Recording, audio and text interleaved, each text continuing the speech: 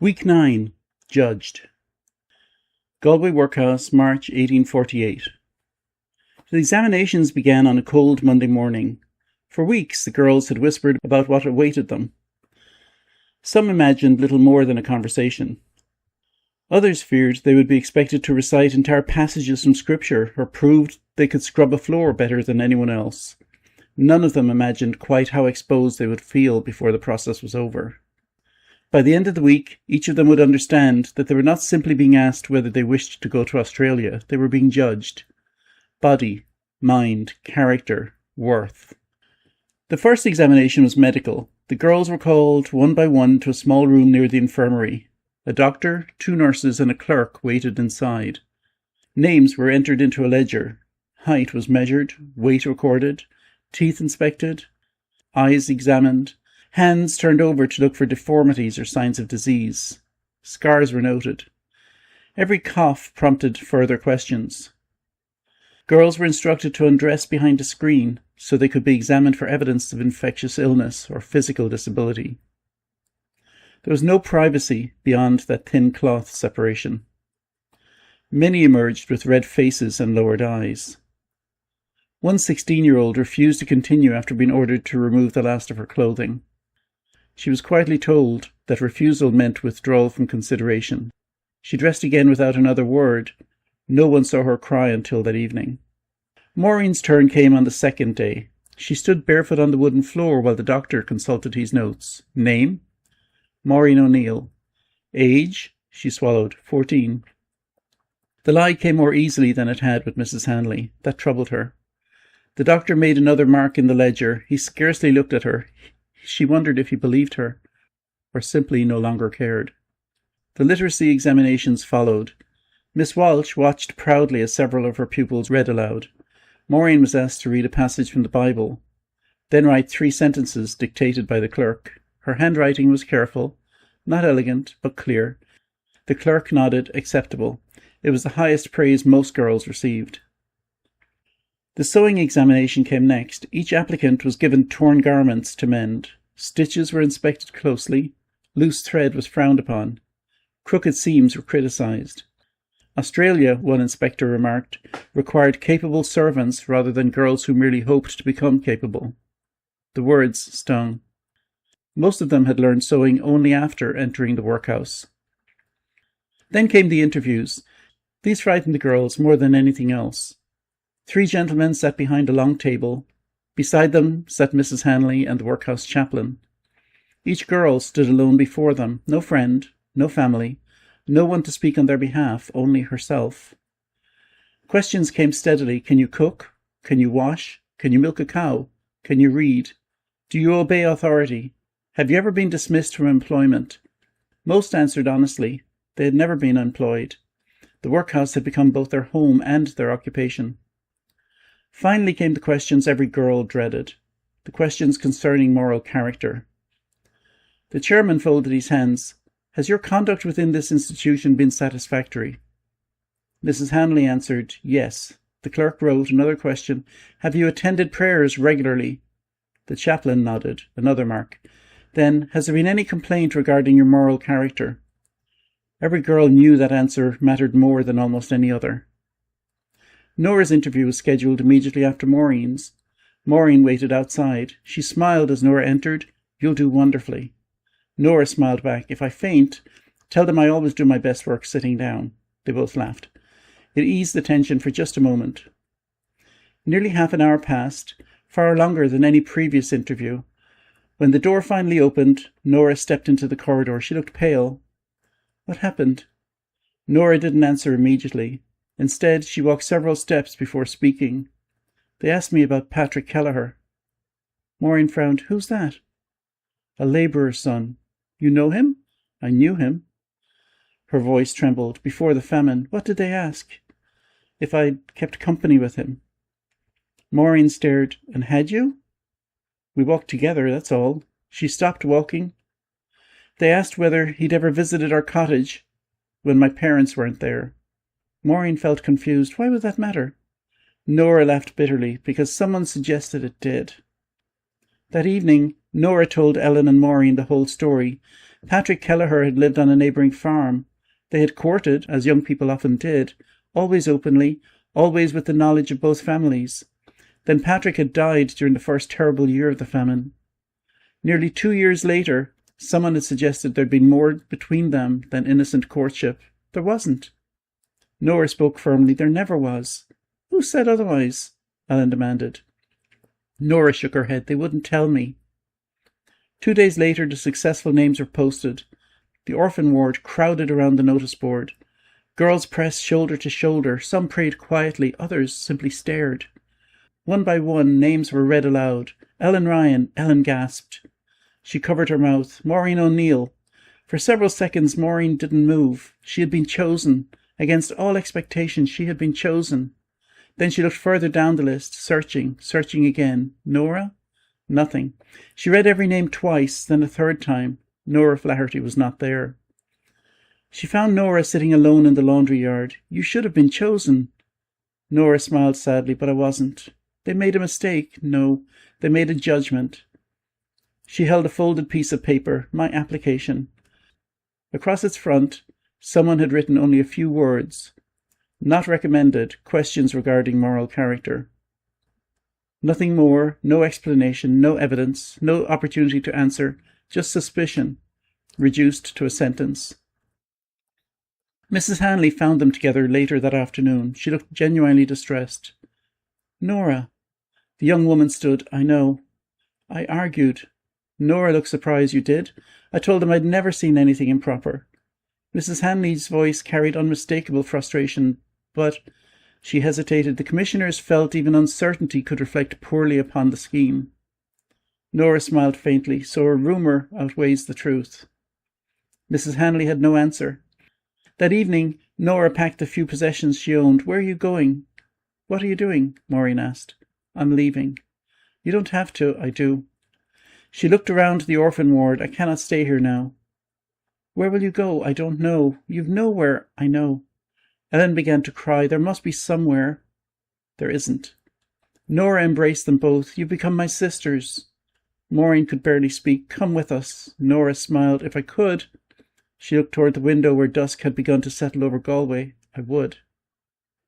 Mrs. Hanley met her at the front gate. You can remain. Nora shook her head. They'll all know. You've done nothing wrong, I know, but they'll still look at me differently. She reached for the matron's hand. Thank you. Mrs. Hanley's eyes filled with tears. I wish I could have done more. You already did. Maureen and Ellen watched from an upstairs window.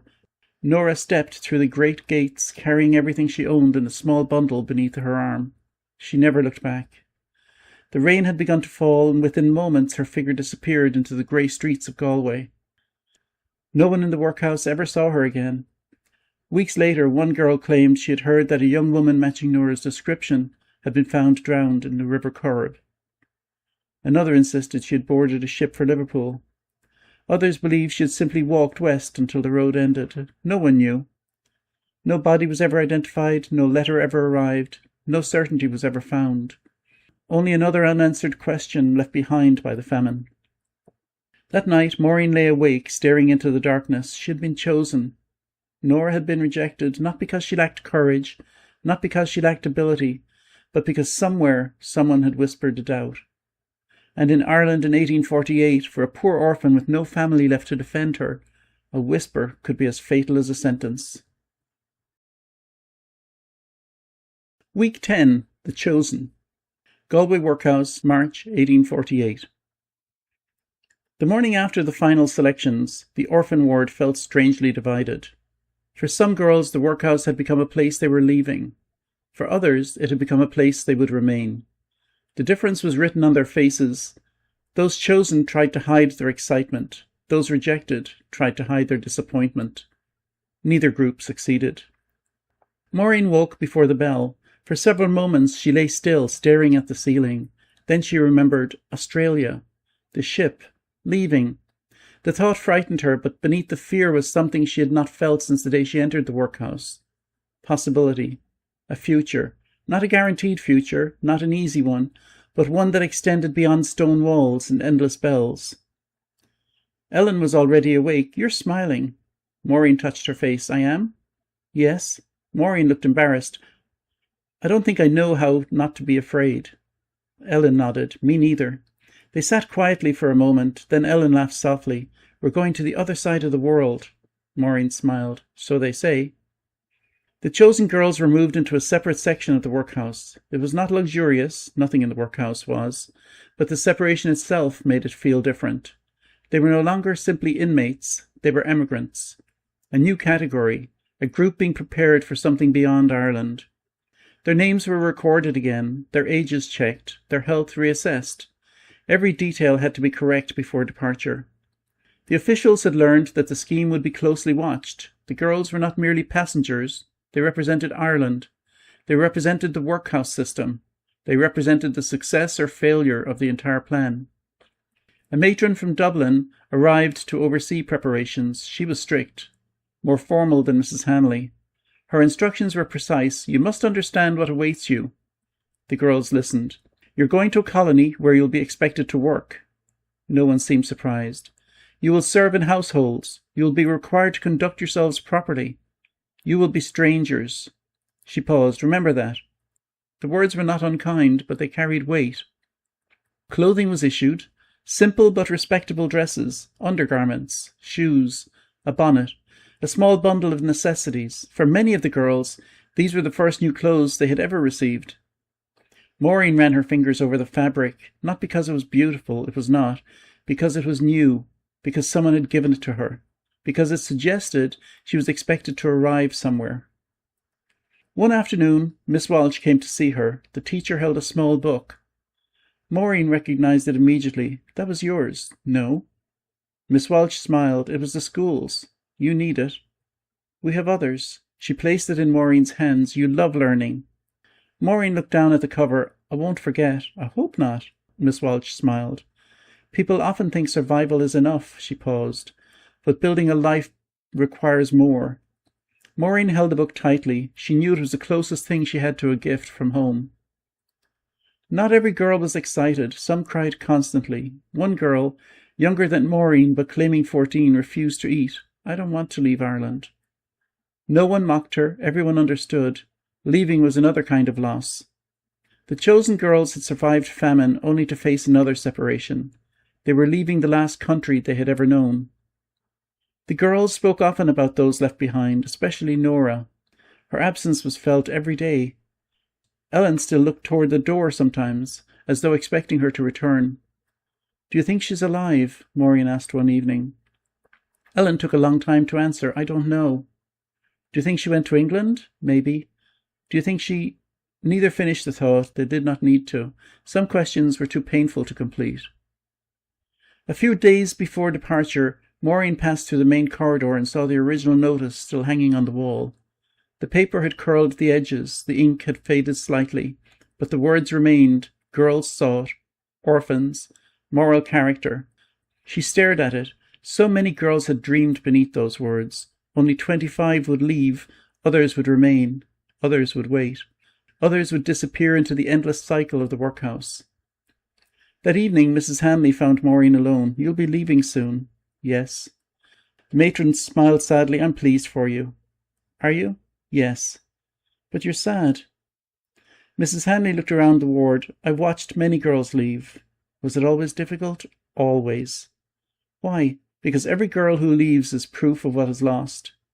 Maureen did not understand. The matron continued, most of you should never have needed saving. She looked towards the crowded beds. You should have been growing up with families, learning trades, falling in love, building homes. Instead, she looked toward the window. The famine changed everything. On her final night in the Galway workhouse, Maureen walked quietly through the dormitory. She stopped beside empty beds, girls she had known, girls who had vanished, girls who had survived. She thought of Patricia, of her father, of her mother, of Nora. She wished more than anything that she could tell them, I'm leaving, I made it, I'm still here. The next morning the chosen girls assembled at the gate, 25 young women, 25 bundles, 25 uncertain futures. Some cried openly, some looked determined, some looked terrified. Maureen looked back once. The Galway workhouse stood exactly as it had on the day she arrived, cold, silent, unmoving, a place of suffering, a place that had taken everything from her, and yet a place that had also kept her alive. As the carriage moved away, Ellen sat beside her. Neither spoke for a long time. Finally, Ellen whispered, "Do you think we'll be happy?" Maureen looked out at the disappearing walls. She thought about the question. She had learned not to promise what she could not know. "I think," she paused, "we'll have a chance." Ellen smiled. That was enough. Behind them, Galway disappeared into the mist. Ahead lay a journey neither girl could imagine.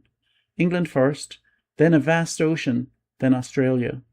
A place where they would be strangers, a place where they would have to prove themselves all over again. But for the first time in years, the road ahead was not leading towards loss. It was leading somewhere.